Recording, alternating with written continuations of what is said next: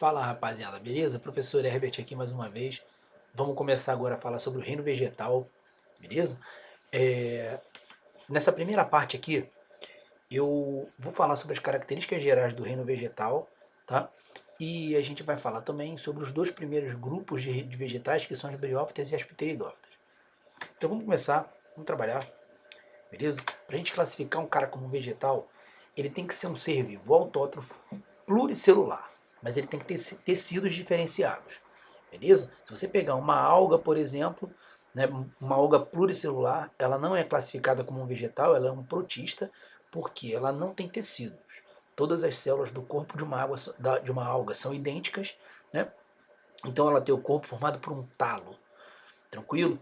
Então assim, apesar das algas não serem vegetais, a gente sabe que elas dão origem a todo o reino vegetal. Beleza? Elas são ponto de origem. As algas verdes são ponto de origem para o surgimento do reino vegetal. E aí a gente consegue traçar todo o caminho evolutivo do reino vegetal a partir da análise, né, do surgimento das características. Então, por exemplo, as algas não tinham tecidos. Então, em algum momento por aqui, né, você vai ver surgir, por exemplo, os tecidos e o surgimento de um embrião multicelular. Isso é uma característica comum a todas as plantas do reino vegetal. Aqui, ó, elas são chamadas de embriófitas, porque todas elas têm embriões multicelulares. Beleza? Aí, o que vai acontecer? Esse aqui vai dar origem ao primeiro grupo das briófitas, né? E aí, a partir daqui, um ancestral comum, vai surgir uma linhagem que em algum momento aqui do processo evolutivo, vai originar as plantas que são chamadas de traqueófitas, que são plantas que têm vasos condutores de seiva, beleza? E aí a partir daqui também, ó, o esporófito passa a ser a fase dominante, tá? A gente vai ver daqui a pouco que existe um ciclo chamado ciclo haplodiplobionte, que é uma alternância de gerações que caracteriza todo o mundo do reino vegetal, beleza? E algumas das algas.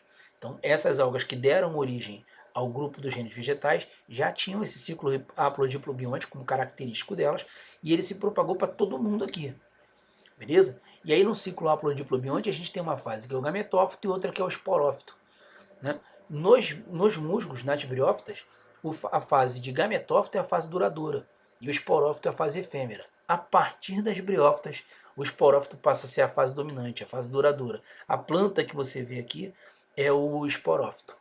O musgo que você vê normalmente é o gametófito, né? Aquelas hastezinhas que dão para ver assim, alguns deles em algumas épocas correspondem aos esporófitos, beleza?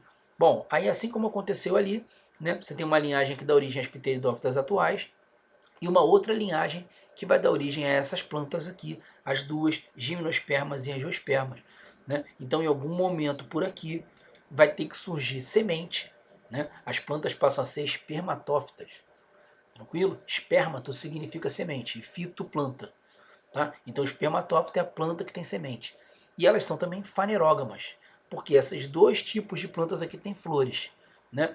As angiospermas têm as flores bonitonas, é, cheias de néctar, pétalas coloridas e tal, enquanto que a flor da gimnosperma é mais discreta, uma flor chamada estróbilo, a gente vai ver isso depois, beleza? Mas todas elas já têm flores, e aí a flor produz grão de pólen e produz óvulo. Grão de pólen e óvulo são os gametófitos dessas plantas aqui. Depois a gente vai falar disso também mais para frente. E em algum momento aqui, ó, a partir das gimnospermas, vão surgir as flores bonitas que eu falei, né? Por isso que elas são chamadas de antófitas, tá? E surgem também os frutos.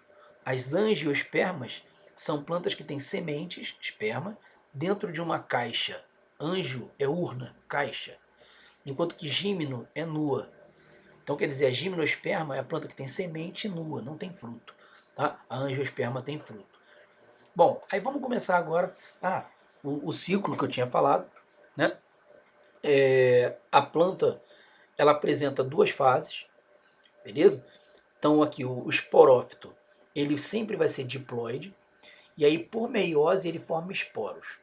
Os esporos sempre são haploides, tá? Aí os esporos sofrem mitoses, originando gametófitos. Gametófito Ele é chamado de gametófito porque ele produz gameta, a planta que produz gameta, e aí logo ele está associado à reprodução sexuada, fecundação originando um zigoto. Beleza? Então o gametófito faz reprodução sexuada originando um zigoto. O zigoto se desenvolve no esporófito, que por meiose origina esporos que são associados à reprodução assexuada. Esse cara não precisa de parceiro para gerar isso daqui, e aí com isso gerar novos gametófitos. Beleza? Então o esporófito sempre origina gametófito, o gametófito sempre origina esporófito. O gametófito sempre origina, o esporófito sempre origina gametófito por reprodução assexuada e o gametófito sempre origina esporófito por reprodução sexuada. Beleza? Então agora sim vamos começar com as briófitas, né? Eu vou sair aqui da frente para você tirar um print aí da tela se você quiser, tá? Que isso serve como um pequeno resumo das briófitas. Beleza? É o primeiro grupo de vegetais que surge, né, a partir das algas. Só que elas ainda são todas rudimentares. Beleza? Então você tem aqui as plantas que já apresentam tecidos, mas elas não têm um tecido bastante importante que serviria para conduzir seiva. Então eles não têm aquela seiva bruta subindo, seiva elaborada descendo. Não tem um sistema de transporte de substâncias por dentro do corpo delas. Então todas as substâncias nutritivas têm que passar de célula para célula. Então isso seria inviável se a planta fosse muito grande. Então as briófitas sempre são plantas muito pequenininhas. Além de muito pequenas, todos os órgãos que ela tem são rudimentares. Ela não tem folhas, tem filóides. É a pré-folha. O cauloide ou caulídeo é o pré-caule. O rizoide é a pré-raiz. Tá? É o que vai dar origem, é o primeiro grupo, cara. Toda vez que o cara surge primeiro, ele não vou dizer que ele seja mal feito, mas ele é um projeto. Beleza? E aí, as briófitas, elas são plantas que sobrevivem muito bem em locais sombreados e úmidos. Tá? A sombra, por quê? Se ela ficar exposta ao sol em excesso, ela pode simplesmente secar. Ela é muito pequena. Beleza? E o úmido, porque é necessária a presença de água na reprodução. Senão eles não conseguem se reproduzir, porque eles produzem gametas masculinos móveis. Beleza? Quando a planta produz gametas masculinos móveis, ela é chamada de criptógama. Tá? Então, a criptógama é a planta que mantém a parte produtora de gameta bem escondidinha, sacou? Pequenininha, para poder precisar de água, só que ela não precisa de um rio, ela precisa de gotículas de água. O orvalho já é suficiente, gotas de chuva já são suficientes para ficar em cima das plantas, para que esses gametas vão nadando até a oosfera e com isso haja a reprodução sexuada. Beleza? Então, aí isso é um musgo, né? Todo mundo conhece, mas aí uma foto um pouquinho mais perto dá para você ver aqui, ó, as hastezinhas que correspondem aos esporófitos. Tá? Existe uma outra espécie, um outro grupo de briófitas que são as hepáticas. Né? Normalmente a gente encontra hepáticas assim, bem em beira de cachoeira, rocha mais molhada assim, e tal, por conta da umidade que é necessária. Beleza? E aí aqui um ciclo reprodutivo mostrando como é que as briófitas se reproduzem. Né? Então vamos começar aqui falando dos gametófitos. Tá? Os gametófitos eles têm sexos separados, então você vai encontrar gametófito masculino e gametófito feminino. Em cima do gametófito, a gente tem as estruturas que produzem os gametas. Beleza? No gametófito masculino, a gente encontra o anterídeo. O anterídeo é responsável pela produção dos anterozoides. Então, como eu falei, vai ter uma gotícula de água aqui em cima, os anterozoides vão nadando nessa água até chegar no arquegônio, lá em cima da planta feminina. Beleza? Aí dentro do arquegônio tem uma oosfera. Tá? Aí o anterozoide vai lá, fecunda a oosfera, forma um zigoto. Esse zigoto se desenvolve e forma um esporófito em cima do gametófito feminino. Esse aqui, ó, é o gametófito feminino. Beleza? Esse aqui é isso aqui. Tá? E aí o esporófito cresce, ele lá na pontinha dele tem uma cápsula, né? Dá para ver isso na outra imagem aqui, a cápsula. Tá? E dentro da cápsula os esporos são produzidos por meiose. Beleza? Aí acontece a meiose, os esporos são liberados, e quando os esporos são liberados, aquele esporófito vai e cai. Aí ele disponibiliza o gametófito feminino, vai produzir uma outra oosfera, que vai ser fecundada por um outro anterozoide, vai originar um outro esporófito, que vai produzir esporos e vai cair de novo. Então quer dizer, o esporófito ele se reproduz uma vez e morre. O gametófito não, o gametófito está ali livre de novo para poder produzir uma outra oosfera, que vai ser fecundada por outro anterozoide, e aí vai originar um novo zigoto, que vai formar um outro esporófito. Entendeu? Então o gametófito ele faz a reprodução várias vezes, por isso ele é a fase duradoura do ciclo. Beleza? Bom, agora, as pteridófitas, aí eu mais uma vez sairei da sua frente, né? É o primeiro grupo que vai apresentar vaso condutor de seiva, tranquilo?